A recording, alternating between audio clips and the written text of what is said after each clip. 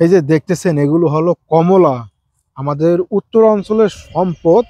সাতকি কমলা আমি যদি দেখাই, এই যে দেখুন এই থোকাটাতে কতগুলো ফল চলে আসছে। শুধু এই থোকা না, এই যে পাশের ডালটাতেও আছে এবং এই পাশে এই যে দেখুন গাছ ভর্তি ফল আছে, থোকায় থোকায় ফল আছে। এবং সেই সাথে সাথে এই পাশের ডালটাতেও দেখাই, এই যে দেখতেছেন। আসলে সঠিক জাত যদি রোপণ করা যায় তাহলে কিন্তু এরকম ফল চলে আসবে। এগুলো হলো সেই উত্তর অঞ্চলের সম্পদ, সাতকি কমলা।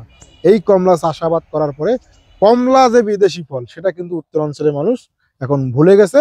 সবার ঘরে ঘরে এই কমলা হচ্ছে। এটাই হলো আমাদের আর মামুন নার্সারি বড় সার্থকতা, আমরা ছড়িয়ে দিতে পেরেছি। আচ্ছা মামুন ভাই, এই চারাটির বয়স কিরকম? এই গাছটির বয়স 3 বছর প্লাস হবে। আমাদের এখানে শত শত এ ধরনের গাছ আছে, আসলে সঠিক বয়স বলা যেতে পারে না। এই গাছের বয়স 3 বছরের একটু বেশি হবে। এই যে দেখুন এখন কি পরিমাণে ফল আসছে। আমরা অবশ্যই যেটা করব, গাছ লাগানোর পাশাপাশি গাছের গোড়ায় যে সার দিতে হবে, পানি দিতে হবে, এইগুলো আমরা সঠিকভাবে দেব, তাহলে কিন্তু এরকম ফল চলে আসবে। আচ্ছা, এটির ফল আসার সময়টা কোন মাস? এটা আমরা ফেব্রুয়ারির দিকে, ফেব্রুয়ারির শেষের দিকে বা মার্চের শুরুর দিকে দেখি গাছ ভর্তি মুকুল চলে আসে, আর পরবর্তীতে এইরকম ফল চলে আসে। আচ্ছা, এই ফলটি নেওয়ার পর কি এই যে আমরা যে হার্ড পুনিং বলে একটা কথা জানি, আচ্ছা এটা খুলে পড়ে গেছে না? এটা আস্তে করে খুলে গেল। আচ্ছা। এই যে দেখুন আমি যদি এটার ভেতরে অংশটা দেখাই, এই যে কমলার তো আসলে আমরা দীর্ঘদিন ধরে দেখাচ্ছি, খুলে খুলে দেখাচ্ছি, এখন আর এটা দেখার কোনো সুযোগ নেই, কারণ এখন সবার ঘরে ঘরে হচ্ছে।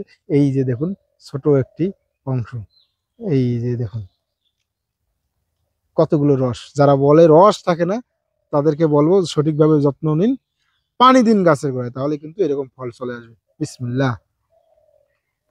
আচ্ছা, পানির পরিমাণটা যে আপনি বললেন, যে পানিটা কিরকম করে দিতে হয়? পানি স্বাভাবিক মাত্রায় দিতে হয়, খুব বেশি না, খুব কমও না। খুব যদি বেশি দেই সেক্ষেত্রে গাছের সমস্যা হবে। আবার একবারে শুকাই গেল তারপরে আবার পানি দিলাম, সেক্ষেত্রে তখন দেখা যাবে গাছ পানির অভাবে ভুগবে এবং গাছে যে পরিমাণ ফল থাকার কথা সেই ফলগুলো কিছু পরিমাণ পড়ে যাবে। আচ্ছা, এই কমলা গাছে সাধারণত কোন ধরনের সমস্যাগুলো হয়ে থাকে এবং এখান থেকে আমরা কিভাবে পরিত্রাণ পেতে পারি? কমলা গাছে সাধারণত যেটা দেখেছি, লিম মাইনরের আক্রমণ হতে পারে, পাতা ফুটো করে নিতে পারে, এই সমস্যাগুলো আমরা দেখতে পাই। পাতা ফুটো করে যদি নেয় সেক্ষেত্রে আমরা লেদা পোকার আক্রমণ বুঝতে পারি। সেক্ষেত্রে আমরা যেটা করব, অনুমোদিত কোম্পানির কীটনাশক ব্যবহার করব, তাহলে কিন্তু ফুটো করা থাকবে না। এবং সেই সাথে সাথে যদি মরা ডালপালা থাকে সেগুলো কেটে দিতে হবে। আর কখন কোনটা রোগবালাই হবে সেটা দেখে বুঝে শুনে স্প্রে বা যত্ন করলে গাছে এরকম ফল চলে আসবে। আচ্ছা, আর ফল বেশি পরিমাণে আটকানোর জন্য কিংবা ফল মিষ্টটা আনার জন্য আমরা কোন ধরনের যত্নগুলো করতে পারি? ফল বেশি পরিমাণ ধরানোর জন্য গাছে যত্ন করতে হয়, পানি ব্যবস্থাপনা ঠিক রাখতে হবে। আর ফল সব থেকে মিষ্টি আনার জন্য গাছে পরিষ্কার পরিচ্ছন্ন রাখতে হবে। একটু আমরা যদি পটাশ সার ব্যবহার করি সেক্ষেত্রে ফলের মিষ্টতা বেশি আসে। আর সঠিক জাতের গাছ লাগালে তাহলে কিন্তু ফল অবশ্যই চলে আসবে। আচ্ছা, আমরা তো নতুন, আমরা কিভাবে জানবো সঠিক গাছের এটা চারাটা কিভাবে চিনবো আমরা? অবশ্যই বাংলাদেশের সঠিক যে জায়গাগুলো আছে, যে জায়গাগুলোতে সঠিক জাতের গাছ পাওয়া যায়, যেগুলো সরকারিভাবে নিবন্ধিত, সেই জায়গাগুলো থেকে নিতে হবে, তাহলে কিন্তু আপনারা সঠিক গাছ পাবেন। আর আমাদের এখান থেকে নিলে আমাদের এখানে প্রত্যেকটা পরীক্ষিত জাতের চারা অলরেডি পাঠাই, এটা সবাই জানে। আর আমাদের চারা নিয়ে যত্ন করলে এরকম ফল চলে আসবে। আপনাদের কাছে যে চারাগুলোর কথা বললেন, তো সেই চারাগুলোর কিরকম উচ্চতা কিংবা কিরকম বয়সের চারাগুলো চারার অ্যাভেলেবেল? বিষয়টা হলো বিভিন্ন সাইজ থাকে, 2 ফিট থাকে, 3 ফিট থাকে এবং জিও ব্যাগে থাকে, বস্তায় সেট আপ করা থাকে। অনেকভাবে এই কমলা চারাগুলো রেডি করা থাকে। যারা চারা নিবে তারা অবশ্যই ফোন দিয়ে যোগাযোগ করে তারপর চারা নিবে। আর সব থেকে বড় কথা হলো চারা নেওয়ার আগে চারা যত্ন করতে পারবে কিনা সেটা যদি ভালোভাবে আমাদের জানাতে পারে, ইনশিওর করতে পারে, তাহলে কিন্তু আমরা তাদেরকে চারা দিই।